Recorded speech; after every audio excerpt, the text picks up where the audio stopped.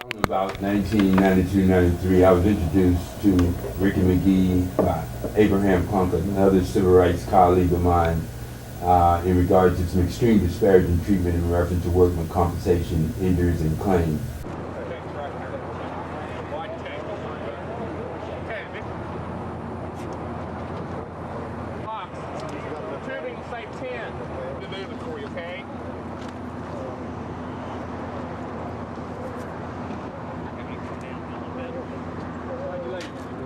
Chest, extra wound on the foot.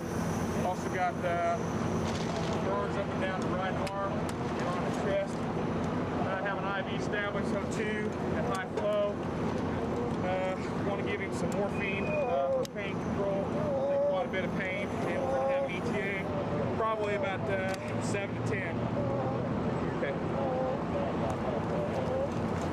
Grab the end of the cop. There's one person on each corner. I got it. Let's pick it up. Pick it up. Okay, now I remember seeing that gentleman. They took me to St. John's Hospital, and they had a orthopedic or the skin doctors put the order, and she was wanting to amputate my leg up above my knee, and I didn't feel that it was right because that I had a pulse down below my knee.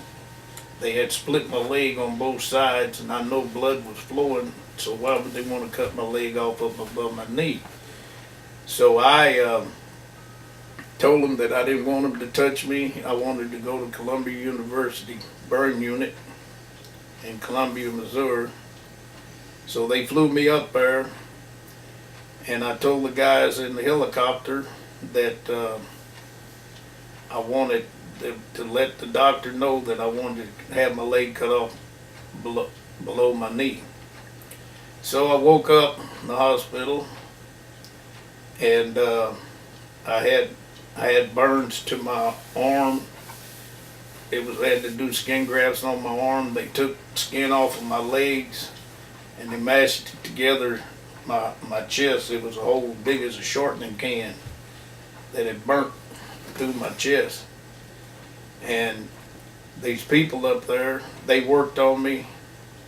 In 7 days, I was ready to come back home, and they kept me another 7 days to figure out how come I healed so quick. So when I came home, I had to go to the rehab, and the first day I went out there, they had what they call a learner prosthetic. They told me they would take anywhere from 5 to 6 months to get your balance because the electric cut off my big toe on my left leg. So I was out there trying to walk the first day. Well, I couldn't hold my balance. So I went home and I took a nap, and I told my wife, I said, honey, I said, can you go get my leg? I said, I'm going to walk. She said, oh, she said, you're talking out of your mind. She said, that electric's got your brain scrambled. I said, no. I said, the Lord said I could walk. So she went and brought me my leg, and I put it on, and I backed up against the bed, and I just took off walking. I walked outside, down the steps around my house. I walked back in. I sat down on the side of the bed, and I said, thank you, Jesus, thank you, Jesus, thank you, Jesus. So the next day I had to go back out to the rehab. I really didn't need crutches, but I had them. And I go out there, well, the guy's name was Kurt, that was the rehab instructor. He said, well, I have to get this belt to put around you to hold you up. And I made the remark, I said, how about walking on the Spirit of the Lord? He said, what do you mean? So I laid the crutches up on the wall, and I just started walking around the track. So, and then after I healed so fast, and I learned to walk so quick, I went to several attorneys, and this one attorney, he was wanting to do the workman's compensation part of it. Well, they would start my workman's comp checks, and they would stop them, and so I would get them started back. So I asked him, I said, well, how much do you think that I should get for losing my leg? And they have charts in workman's comp, like for fingers, toes, stuff like that. He said about $30,000. And I told him, I said, I don't think that's fair. I said, you showing me a check on your wall where a forklift ran over this man's toe at AG Groceries and his feet was elevated for 30 days, and you got him $250,000. I said, I don't think you're not in my best interest. So I got away from that attorney. So I went up to St. Louis, and I had it was a black law firm by the name of Collier, Carter, Dorsey, and Williams. They took my case. They was the personal injury part. I settled my own workman's comp case for $69,000. Well, a personal injury case, I don't know that much about it, but I know that for burns, scars, disfigurations of your body, you're supposed to get awarded a personal injury. It rolled on. I went to mediation trial with these attorneys at 8 o'clock in the morning up in Kansas City. I had over $250,000 worth of internal burns to my body. The electricity shrunk my bladder. It shrunk my spine. It's even tried to come out my right eye. I'm in pain every day, and injury of this kind seemed like it should have been in Springfield News and Leader paper, but there was never a follow-up story. And then I went to the courthouse, Greene County Courthouse. I had a 5-day jury trial, and the judge and the jury awarded me 0% verdict. And I asked those attorneys would they file an appeal, and they said they would, but they never did.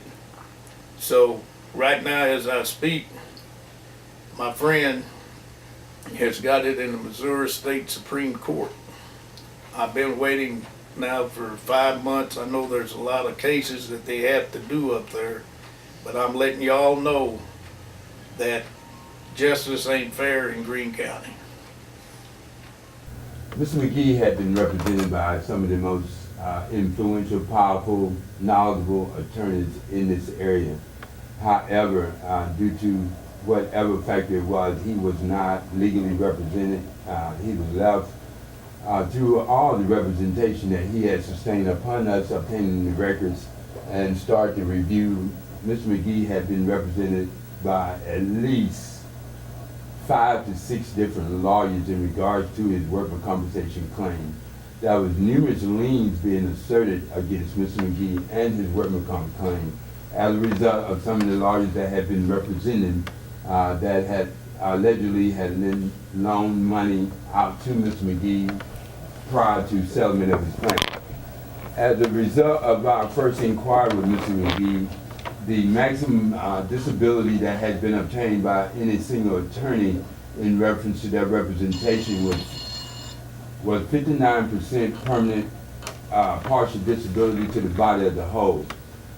As an individual that has sustained this type of injury, being hit twice by 69,000 volts of electricity through gross negligence of the employer and subjected him to being hit, struck twice by this electrical shock as a result of the crane operator negligently hitting the crane as Ricky McGee was trying to take cable and manually tie the cable, the steel cable, around one end of the concrete column that they was moving. And then when the operator of the crane negligently struck the crane into the high wire. It jolted electrical shock of 69,000 volts and hit McGee as he was standing holding the cable, knocked him to the ground, and after it knocked him to the ground, and doing our investigative inquiry, we further found out that he negligently struck the wire again, striking another 69,000 volts electricity, striking McGee as he was laying on the ground. It came down and jumped it down on his, I think it's his below right knee amputation. And when it struck in him the second time, it hit, and when it hit, it kicked his boot, knocked his boot almost 60 feet away, and you could see smoke coming from his feet as a result of that second bolt. Subsequently, McGee had to be ambulated to the emergency facilities in Columbia, Missouri, where they had more of an advanced facility to handle the catastrophic injury that he had sustained of the numerous burns over his body. The electrical jolts had went in and entered in McGee's body initially from the arm. It went into his left arm. It went through his arm, came up through, blew out his chest, went up through his head, came out of his eyes, and also exited out of his lower extremities, his two legs, and blew a big hole out of his chest. And he's able to live and sit and talk about this near fatal injury today. During the investigation, our primary inquiry consisted of civil rights inquiry from fair and adequate treatment and equitable treatment in trying to get Mr. McGee the restored equitable relief from workman compensation damages, also for third-party claim injuries. We had initially inquired into this case, and we discovered that Mr. McGee possibly had third-party claim being prosecuted during the same time he was having his workman comp claim being prosecuted. At this time, I'm not going to allude or call any names in reference to the different law firms that represented Mr. McGee because of the issue. However, I do have a record of each and every law firm that represented Mr. McGee in this workman comp claim. Subsequently, as a result of the inquiry, we discovered that most of the law firms had collected a lot of second injury fund money off McGee. They had left McGee, abandoned him with no what you call TTD benefits. He was represented by several different high qualified law firms here in Springfield, and subsequently he ended up with one out of St. Louis that was a black law firm that represented him in his third-party claim and filed it in circuit court.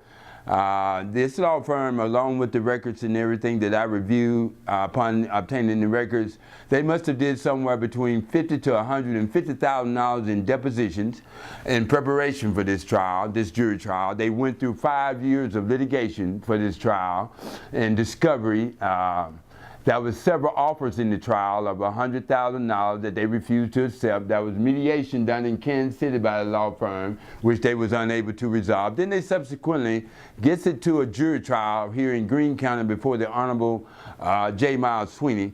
They went through a 5-day jury trial, and as a result of this 5-day jury trial, they came back with a 0% verdict.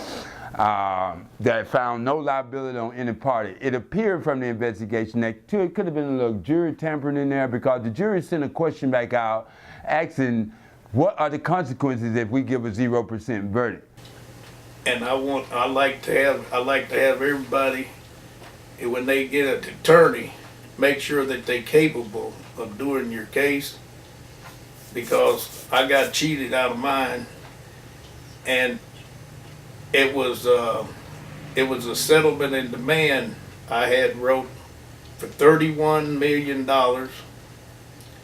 and when I went back to the courthouse to look in my archives, the $31 million, I don't know who got the money, but the judge, he retired right after my case, and I think deep in my heart that if people that see this tape and see the severity of this tape that I've got here and get 0% verdict, I say I don't think it's fair, and I'm not going to let it stop me. It's a what now, ma'am? What? Disparagement. Oh, yeah, I've had what they call disparaging treatment. That'll be fine, that'll be all.